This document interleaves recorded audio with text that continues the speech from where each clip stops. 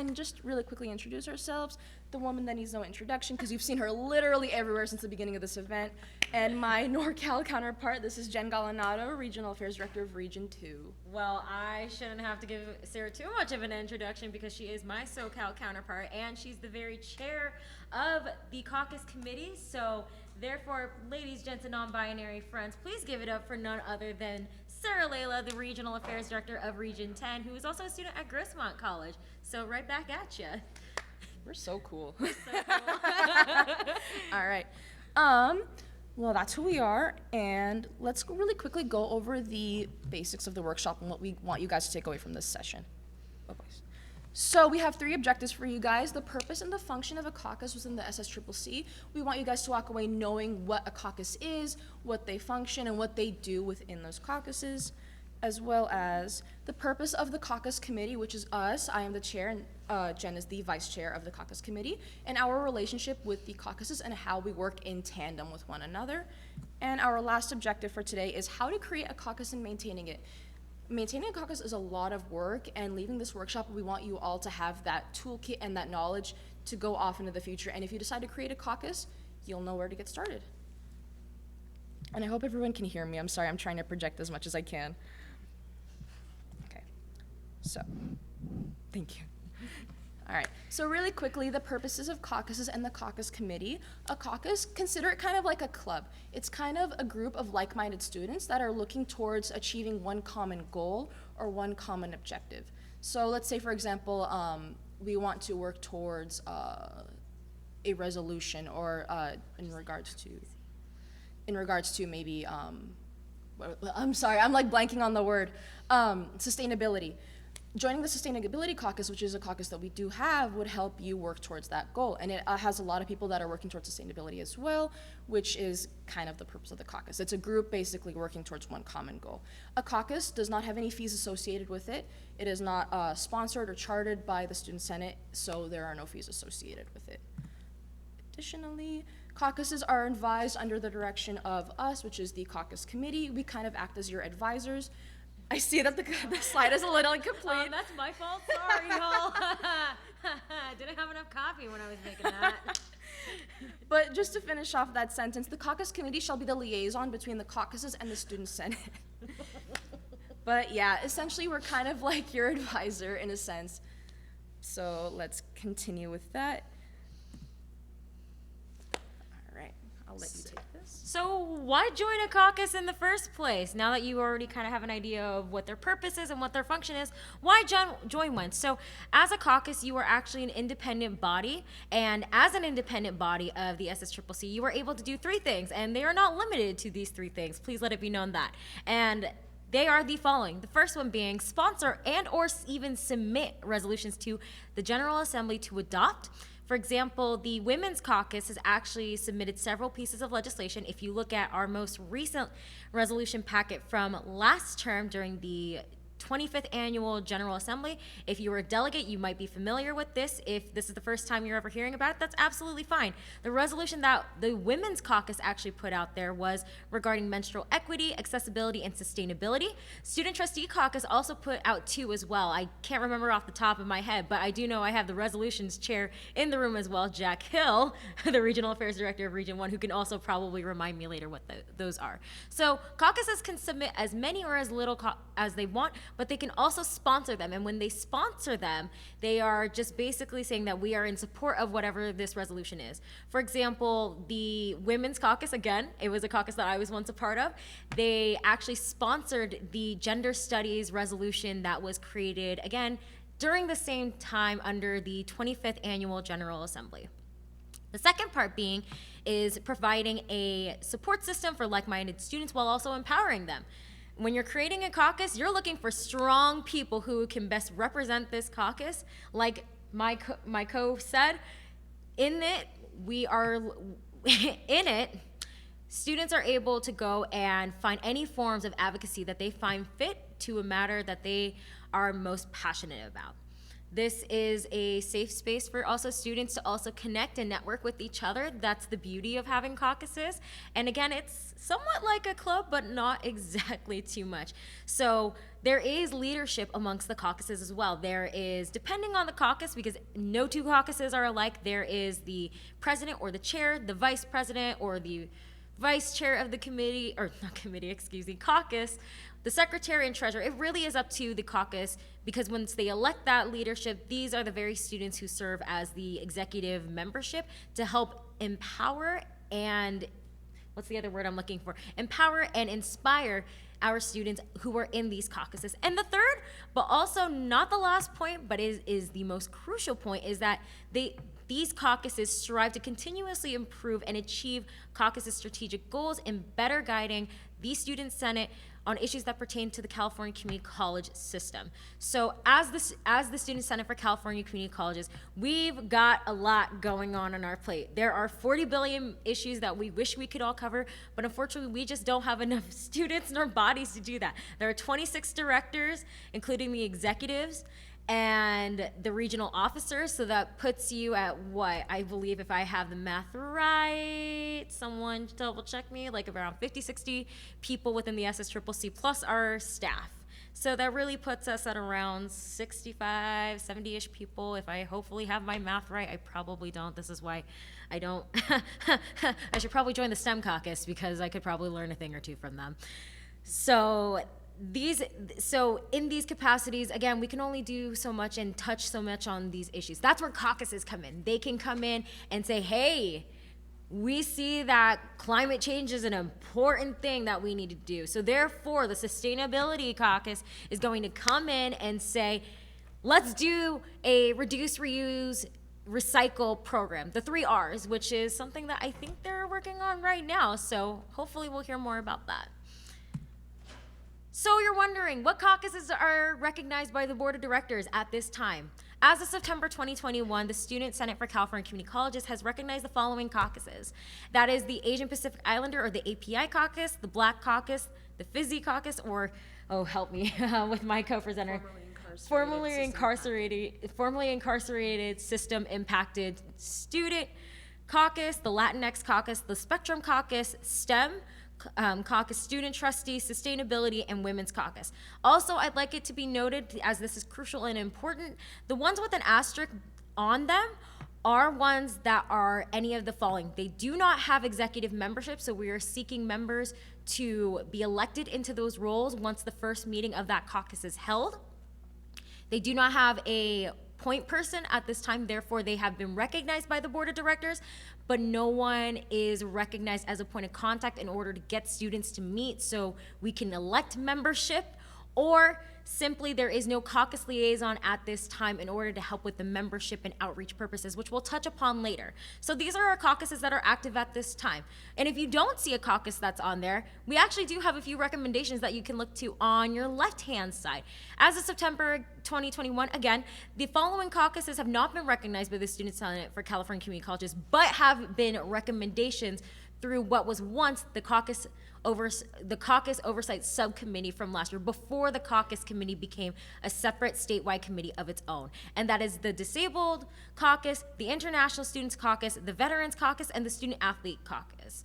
Again, these are a few examples. If you don't see any that are on here at this time, hey, guess what? You can fill out a form. Get in contact with either myself or Director Layla to help you get on that. And we would be more than happy to streamline the process of creating that caucus for you, because there is a process that we do go through in the SSCCC in order for caucuses to be created. So once again, you'll probably hear from one of us at one point make public comment about it during delegate assemblies or any meetings that you might have in your SBAs.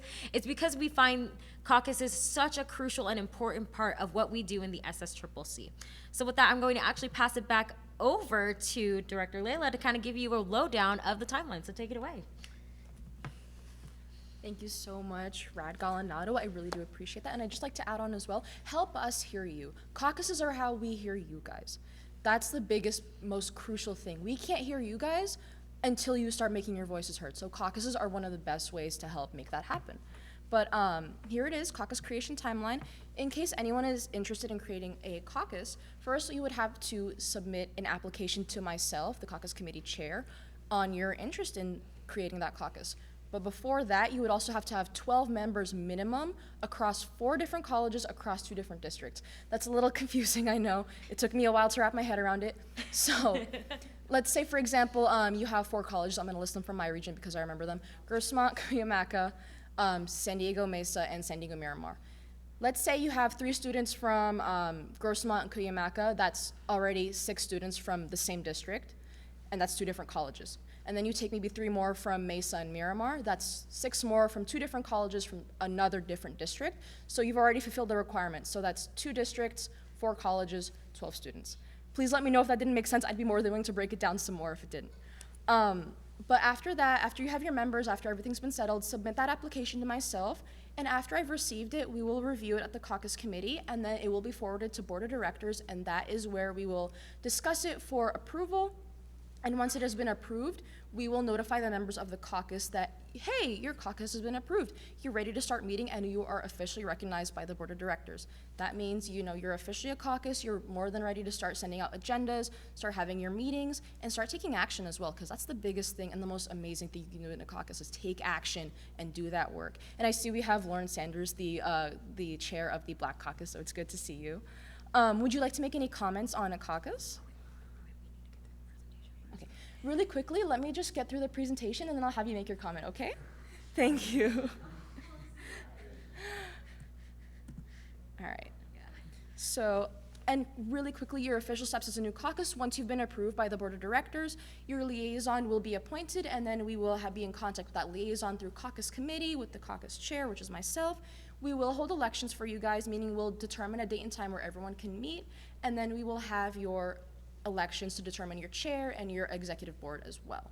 We will also have a caucus training provided to you all as well for that first meeting, so you guys are ready to take off as soon as we get started with that. And as well as, once that meeting has been established, once you all have your executive members established, and once the agenda has been made, the new chair is able to start having their meetings. The new chair is going to be able to have their own agenda. They'll be able to discuss and delegate with their own members about how they want to proceed with the caucus, what they want to do, and the path they want to take from there.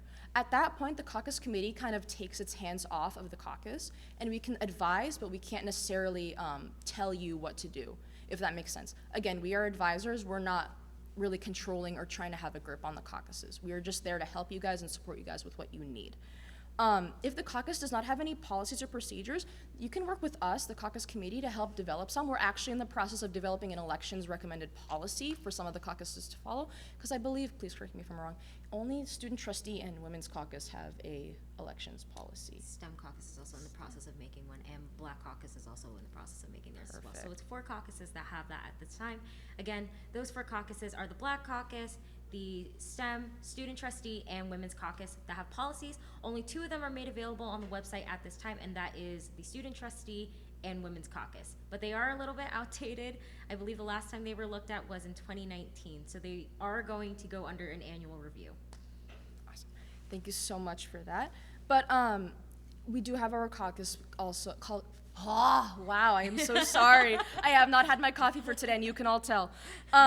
Caucus committee, again, is working on that elections policy, so all the caucuses that don't have that policy are able to kind of refer to that if they would like. Again, it's not a solid policy they can follow. It's just a recommendation for them to take into consideration when creating their own policies.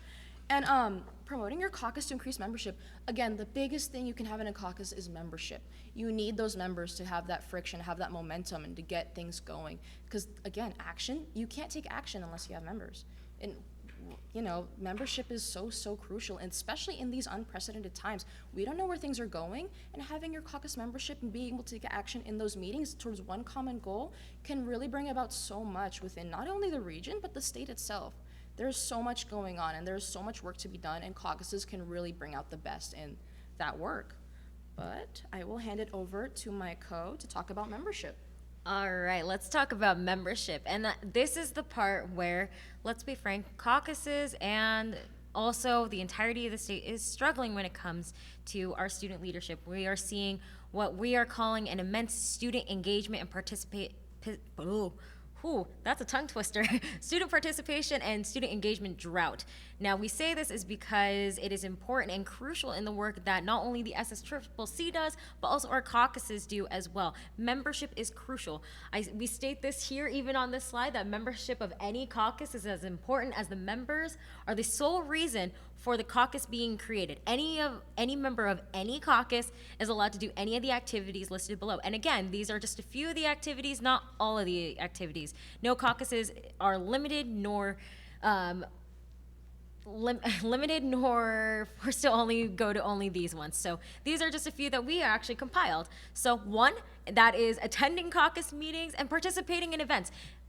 And when we say events, you can participate in SSCCC events. Actually, just recently, I am proud to say I was a part of this, and hopefully some of you online were there as well. But we had our first ever student trustee retreat, and I was actually part of it. I was one of our facilitators on there. We also had a lot of our board of directors members there as well. And I also recognized and realized that we did have a few caucus members there who are dual serving roles as well, as both in a caucus and in another role within their SBA or student leadership somehow, some way, which is great. So you get to be in more than one caucus, which is great. And that's another thing too. You're not limited to just being in one caucus. You can join as many or as little as you want. We also ask that you encourage other students to join and further help support a caucus's goals and missions. So for example, for the student trustee caucus, one of the big things that we pushed for last year was student trustee enfranchisement. With that, legislation surrounding that were focused in getting student trustees to be on the same level as their board of trustees. Student trustees, I actually see a fellow student trustee in here and a former student trustee in here, so I'm going to give a quick shout out to Jack Harris, who's serving as the Riverside College student trustee, and Lauren Sanders, who previously served in terms of the student trustee for Chaffey College, and I myself actually serve as a trustee as well. So what the big thing was is that we were trying to get student trustees to be on the same level as board trustees, because our votes serve as advisory votes. When you actually look at the roll call for some of our districts, you'll actually see a portion that states student advisory vote, and it will state yes, no, or abstain. And why have a student trustee and have the title of a trustee but have this part of a student in front of it, when we have the same abilities except for maybe one or two things as a trustee? We can't go into closed session, and then I believe the other part is having a full vote. So that was one big thing that the Student Trustee Caucus actually pushed for, and it was one of the SSCCC's priorities, and it still currently is at this time. So we will still continue to go onward with that until we actually do get full voting rights as student trustees. Am I right, my fellow student trustees? Right? Am I right? I would like to have a full vote, so tell me I'm not the only one. So we're gonna hold questions. I do see the questions, so hold on to them. Also, sign up and help with caucus projects and initiatives. One really great initiative that the Women's Caucus has done is in their strides towards menstrual equity and accessibility. What we did, and I was also a part of that caucus not too long ago, is that we surveyed all 116 of our colleges and looked at what menstrual products that were made available to them and broke it down by each region and how many people were able to access that at that time. And that's still an ongoing work, even though the Women's Caucus has not been meeting recently, but it's still an ongoing effort that we're looking at. Oh, here's my favorite one too, is writing a resolution for General Assembly. Not to flex, but I do have my name on a few resolutions. If you look at our previous packet, also I look at my co as well, and that is none other than our Vice President of Communications, Angelica Campos, as we helped author a multitude of resolutions together. And actually one of the resolutions that I got to be a part of that was sponsored by a caucus and written by a caucus was the one that the Women's Caucus wrote. Again, I refer to resolution 3 in the packet, and that's the one regarding menstrual equity, sustainability, and accessibility. That was one that the Women's Caucus wrote, and my name is on there, so it's one thing that we're currently working on, and thankfully our resolutions team is working beautifully on that, as well as the SSCCC as a whole. And the final thing is requesting agenda items. So I believe that as a caucus, you can go to the board of directors and request items on their agenda for support. You can ask for them to help you. I believe there was an instance where the student trustee caucus went to the board of directors and asked for the board of directors to take action on the stance of the legislation that they were pushing forth, and additionally helping in lobbying efforts to push forth that legislation. And also, members are in the caucus are able to request agenda items within the caucus meetings themselves. It can be anything from a discussion item, an informational item, or even an action item. It's really up to the caucus. The second part of our membership is that it's the tracking portion. This is something that keeps both Director Layla and I up at night at 2 a.m. in the morning. We kid you not. But in order for us to keep track of membership, the caucus committee is encouraging that students do both of these things. And that's one, to fill out the membership application, and hopefully it will be dropped in the chat sometime soon. And it's also on the website as well if you wanted to fill that out. And it has been updated recently. So all of our active caucuses that have been recognized are on there that we discussed earlier. Feel free to fill that out, and you can fill it out as many times for as many caucuses that you would like. And then the second part of it is that we encourage members, just in case, to reach out to the chair of the caucus. Again, that is Director Layla. Or you could always reach out to me as well, even though I'm the vice chair, but I always recommend, no. I always recommend going to the caucus chair herself. Again, her email is actually radregion10@ssccc.org. And she would be more than happy to check for you. And then on top of that, if there is an identified caucus liaison, like for myself, I actually serve as liaison for the student trustee caucus. You can email me as a student trustee just to double check if you are a member of that. You can email me at radregion2@ssccc.org after you've filled out the application, because that is just an extra case of a just-in-case security measure. So the reason we have these membership lists is that it's provided to the caucus chair on the statewide level, plus the caucus chairs themselves, in order to have the most recent roster of caucuses. As caucuses have rosters that are changing by the minute, by the second, and by the day. So there are members that, for example, in the student trustee caucus, when we were putting them together, that list was changing quite literally by the second. And I believe we have over 80 student trustees. I might be wrong. Actually, no, I take that back. We have about 96 trustees, and poor Director Layla and I were looking at the agenda, making sure it was the most updated and recent one before the agenda was released. So therefore, we went and made sure that agenda was up to date with the roster. That's why it's crucially important that we emphasize filling out the membership application, even though for the Student Trustee Caucus, it's a little bit different because your membership is guaranteed. We also ask that you fill it out, and for other caucuses as well, and then also reach out to us, because we also, again, check these lists just to make sure we have the right amount of people, and it also helps the incoming chair of that caucus to make sure they have that roster as well, as they are also given the list as well as the liaison, just in case someone reaches out to them asking, oh no, like, have I reached out? Yes, you've reached out, we got you on the list, we can confirm that. So again, please do these things. It's filling out the membership form, and we encourage that you reach out to the chair of the statewide caucus committee, the caucus chair if there is one, or the liaison if they're identified at that time. So outreach.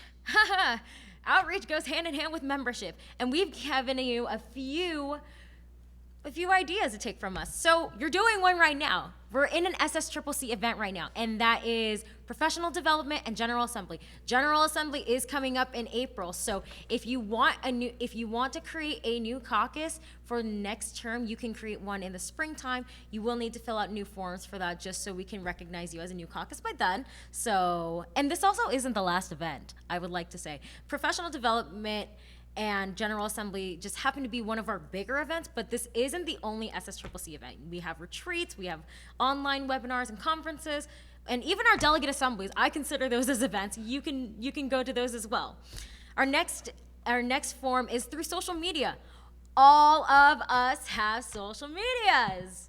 Like I can say right now, Region 2, we have a regional Instagram. Region 10 has one too. And then we also have the state one, which is overseen by our VPC as well. So therefore, if you want to get your caucus out and get membership,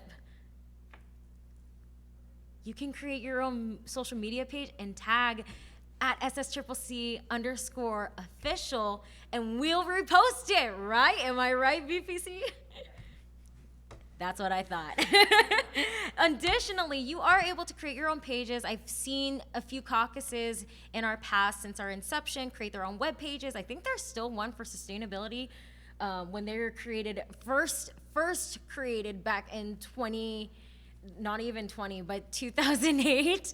It's quite old for now, and I don't even know if the domain still works, but it was quite a time to be in the SSCCC when they had their own web pages. But hey, caucuses are allowed to do what they feel is necessary to get the word out. So those are a few things. We also recommend using public comment as well. So again, SSCCC, all of our meetings are made available to the public, and there is a portion of it that is always allotted to public comment. You are given 3 minutes, or depending on where you're at, it may be 2 or 3 minutes. You can give public comment about that. I think at this point, I've gone to almost every single delegate assembly and given public comment about that, and everyone's probably sick of me going to public comment, asking them, hey, if you want to make a caucus, feel free to reach out to myself or Director Layla, because we would love to have you on board. And also it's applied to the regions as well, and the board of directors. And I've been doing this recently, as well as Director Layla. We've actually started going in and making public comments to our own SBAs. So if you see one of us there, don't be a stranger, say hi, and don't be surprised that we're there, because it's probably for caucus stuff. And you're not in trouble. You're not. We're just trying to get our caucuses up and running. We also send out notices through Caucus listserv. That is the SSCCC Caucus listserv. I don't believe I have that link off the top of my head memorized, but I do believe it's ssccc.caucuses@listserv.net. There is a link for it. I don't know if it's on the website, but we'll find it just in case to follow up with any of you who are interested. We also utilize our board of directors, more specifically our regional affairs directors. And you've got 4 in the, no, wait. We've got 5 in the room. Wait, am I doing my math right? 5. That's 5. I can math, everyone. I can math. I can math. But there's 5 directors in the room right now. You've actually got regions 1, 2, 3, 7, 8, and 10 all in the room right now. And you can bug your regional affairs directors to send it out through their own listserv, or even put it on their own social medias to get a caucus up and running. Trust me, I've probably heard a multitude of emails from last term asking, hey, could you please post this on your own regional listserv about caucuses, when we were trying to get several of them up and running. So by all means, if you have a request of any of them to do so, by all means do so. It's actually under our job description too. And then on the last point is to collaborate with the SSCCC on a variety of projects. We have a multitude of projects. We are always looking for partnership with our caucuses, because our caucuses are also integral to what we do as a whole. We've said this before, but we are always looking for student engagement and participation. It is the very core of what we do in the SSCCC, in a caucus. We look to you to help us in what we do so we can best serve 2.1 million students. And finally, the caucus committee and the SSCCC, anyone here is more than willing to help you regarding caucuses. So reach out to us. We are more than ready to help you with getting a caucus up and running. So by all means, don't be afraid. So with that being said, are there any questions at this time? Could you, if there are any questions in the chat, do you mind resending them? I do recognize one in person, so I'm going to go to Jack Harris. What is the website that we can find links to the caucus meetings? That is a great question. It's right here. Wait, never mind. There isn't something for the web. I goofed myself. I'm so sorry. I would like, for full transparency, I kind of finished making this PowerPoint at 1 a.m. in the morning. This is me thinking I'm running on a completely different time. I'm going to refer this to Rad Hill. It's probably linked on all of these. So our VPC could probably answer that better. If you could repeat it, it's at SSCCC, so SSCCC.org. I did drop it again, and I'll try to drop the exact link for caucuses in the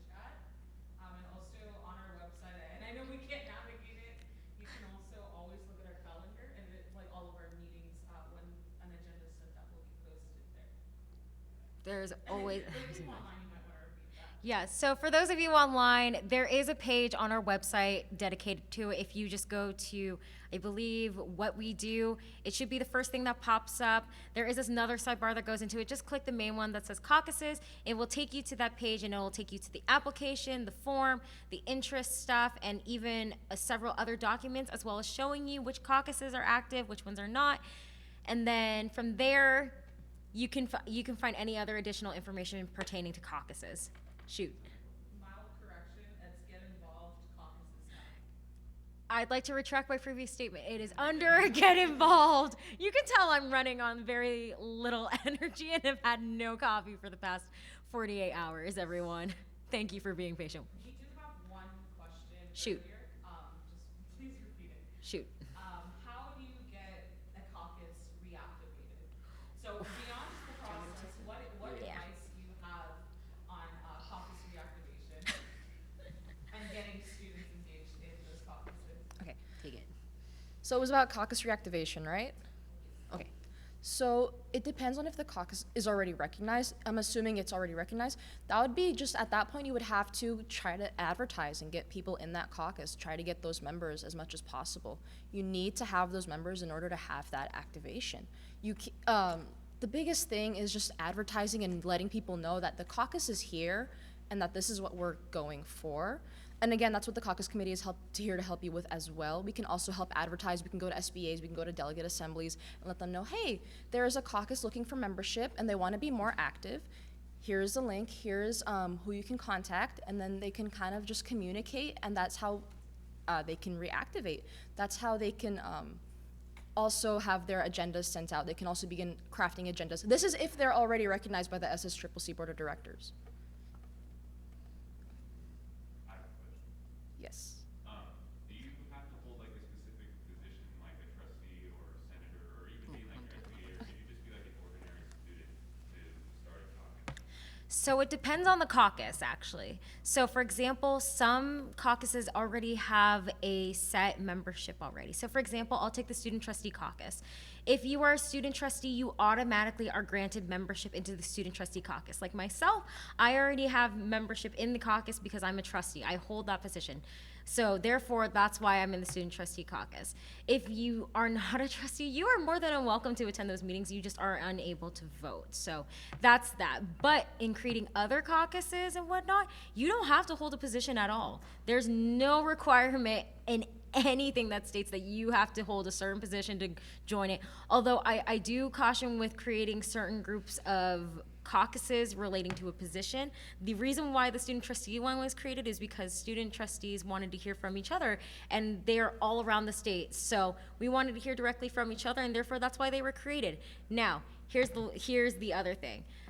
There has been discussion in creating a president's caucus. Now, the reason why we cannot have a president's caucus is because some of the presidents do serve as members of the delegate assembly and the general assembly. We can't have that because that is breaking Brown Act, especially if there's a big substantive number that can meet quorum purposes in the delegate and general assembly purposes. So we actually advise not for a president's caucus to be created. I know some people are going to get really upset with that, but again, it is so we are in line with Brown Act. We don't want to break any rules, and also we don't want anyone to get in trouble. So therefore, we do not have a president's caucus only for that reason. And it may also apply to other positions as well. It really comes down to what issues are being addressed, or I'm sorry, let me take that back, not addressed, but what issues need to be addressed at the time, therefore the creation, that leads to the creation of a caucus. So if senators are having a bunch of issues that they would like to bring up to the state, as long as I believe they're not serving in their delegate nor general assembly, they should be fine. But again, it is something with caution. And if you're not unsure, always refer to the caucus committee. We invite everyone to our caucus committees meetings, so therefore those are open to the public, and you can always ask the chair too. We always recommend that if anyone's interested, they meet with us, and we can give you a rundown one-on-one in what happens in a caucus, why create a caucus, or even how to create a caucus. So I'll give you the next question, but there is a comment in the chat. Can the questions, and this is just a comment for the presenters, can the questions being asked in person please be repeated? Yes, so So moving on to the question that we have,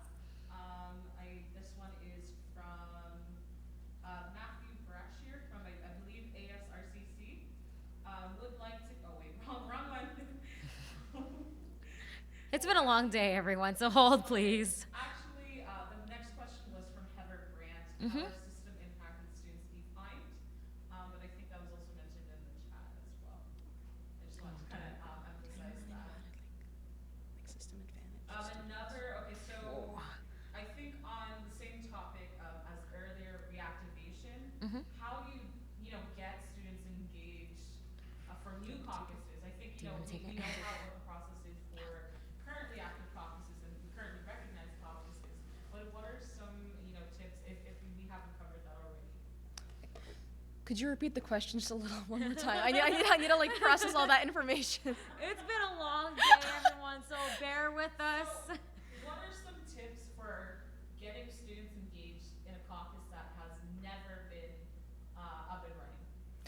For caucuses that have never been up and running, again, it's just making those visits to SBAs and delegate assemblies. Making that public comment makes the whole, like a huge difference.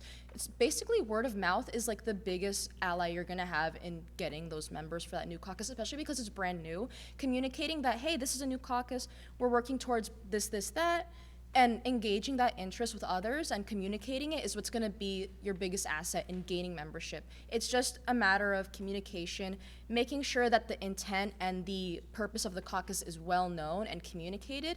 That's how you're going to garner that momentum. It's just communication, going from place to place and making that comment. And also asking maybe your friends, hey, you know, if you're interested, we have this, I'm interested in making a caucus, I'm interested in having more members, and it spreads like wildfire. That's the biggest asset you have. I'd also suggest, I love surveys. Maybe sending out a survey. Surveys are amazing ways to get things around. Maybe ask, hey, are you interested in this? Can I contact you? And they can have their email in the survey, and that can also help garner some interest as well. I hope that answered their question. All right. Can you be involved in multiple caucuses? Yes. Can you get involved in multiple caucuses? Absolutely. We have said it multiple Please. times. There is no limit to how many or how little caucuses you can join. You could literally join every single one of our caucuses. Please. I mean, please, if you have the Please. capacity to, then absolutely do. But if you can't and you can only commit to one, that's absolutely fine. And also, you know, it's really up to the person how many caucuses they want to be involved with. Again, the answer is absolutely yes. Get involved in as many caucuses as possible, and also help us. You help us by joining those caucuses by telling other people. So hey, it's a win situation for all of us here, and it helps us do our job. Are there any more questions? I see Jack. No, I'm just. Oh. I would also say getting involved in your community, and when you're doing, like myself, with, I'm Lauren from the Black Caucus, and actually one of the events that we participated in over the summer was a Juneteenth event that was held here in San Bernardino. So most of our officers are in Southern California. Quite a few of our officers came down from Northern California for that weekend, which one, we also got a chance to communicate physically with one another and not be like, hi Stephanie, how are you? Via Zoom. I can see, hey Stephanie, what's up? I can hug Stephanie. You know, and we all look forward to that. It wasn't the fact that, oh, we got 30 people that are potentially gonna join the caucus. It was more or less like, we were looking forward to seeing each other. Right. And with the Black Caucus, like I said, some of us have never seen the light of day of each other.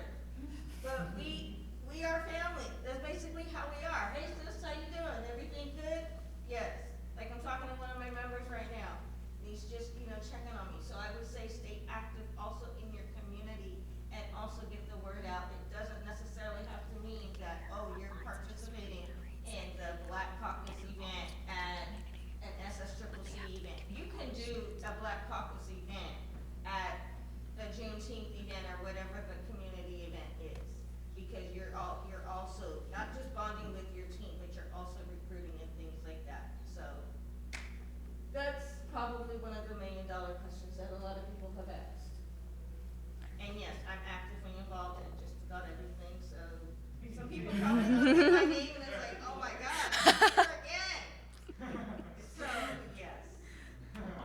And just for the people online, that was Lauren Sanders, the chair of the Black Caucus, speaking on one of her tips. She recommends getting involved with the community, as she was involved, I believe you said Juneteenth event, and just being involved in the community and having that, sense of family, just connecting with others and making sure that the connection is there and being involved with your community as well. Thank you for that tip, by the way. It's really appreciated. All right, are there any more questions? So, if you could, when I say, could you ask for clarification on the call? All right, so, from Heather Brandt, follow up to my earlier question, does that vary dependent upon your position or role within the caucuses? So, I think we might need a little more clarification. Could we get a little more clarification Yeah. on that? That's a tricky Please. one. Yeah. Sarah and I are like, We've been piggybacking off each other throughout this entire presentation, if you Right. didn't realize already.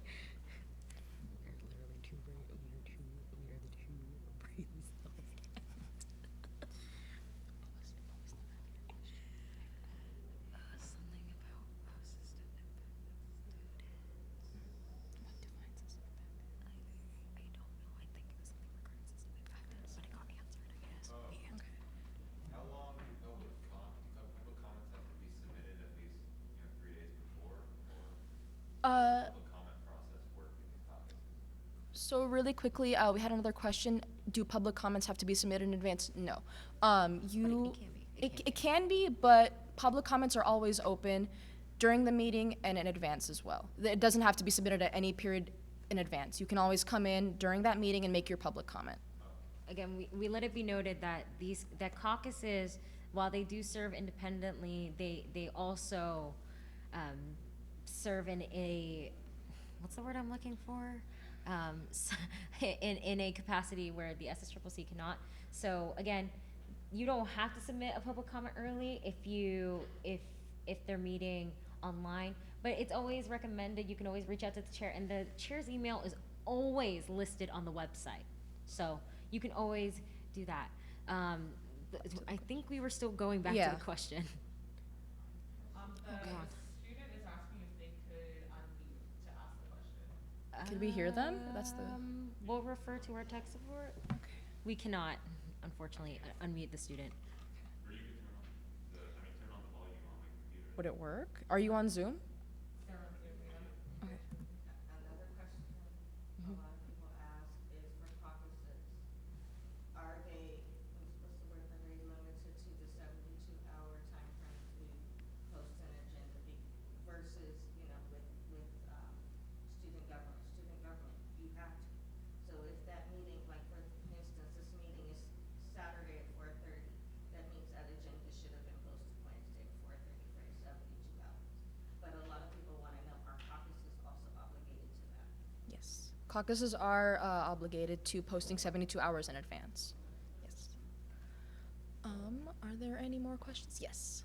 I know you said earlier that we can reach out to the caucuses individually, but how do you know who's on these caucuses? They look on the website, but there's no way to click individually those. Are you accessing it through the website through your phone? Sometimes it does get a little tricky. Sometimes I will speak for experience. So I always recommend do it from another device. That device being your computer, but it should usually, if it's on there, it's usually chair, whatever the caucus name is, at SSCCC Caucuses.org. We do have our amazing executive director over here in person as well, pertaining to whether or not it works or not. But do let us know if it's not working, because we have amazing faculty, or not faculty, administrative support to help us with that. Yes. Can we get the slides from all of the events today? Yes. They are all on the website, on the app. Yes, on Crowd Compass, and they are also in our Google Drive as well, under Professional Development Week. And with that being said, ladies, gents, and non-binary folks, that's all the time we got. Thank you for guys. sticking around. Thanks so much for coming. We really do appreciate it.